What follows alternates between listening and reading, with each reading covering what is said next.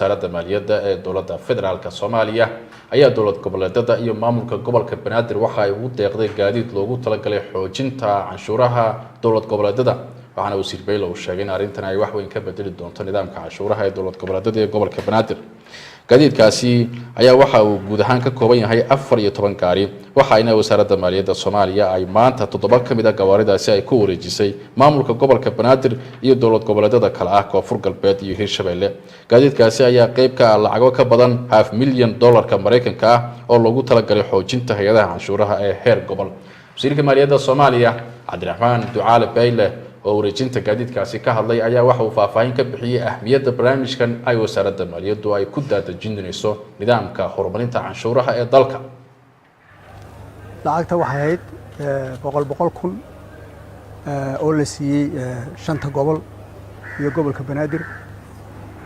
oo loogu talagalay in canshuuraha habeentooda ay ka caawiyaan socodka dhalinyarta ka shaqeynaysa canshuuraha inay ka caawiyaan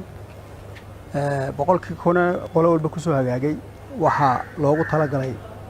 qayb IT-da ah iyo qayb transportation-ka iyo socodka marka muxuu ahaa region waliba doortay isagu sidoo kala qaybinayay uu kala qaybiyay inta badan regionadu waxay doorteen laba gaari iyo wixii soo haro IT-da Hirshabelle mooyaane Soomaha iyo Jubbaland marka halka waxay leeyahay marka 7 gaari weeye 7daas oo loo kala leeyahay 3 Hirshabelle iyo labada gobol ee kale aad baan ugu faraxsanahay marka inaan maanta aan ku soo wareejino gobolada kale Jubbaland gawaaridoodii Jubbaland Kismaayo ka soo degtay ayagana sidan si leeg baa loogu wareejin doonaa labada gobol ee hadhay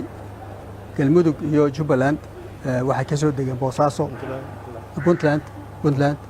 Boosaaso ka soo degeen marka ayagana sidan si leeg ayaa loogu wareejin doonaa marka aad baan ugu faraxsanahay gudoomiye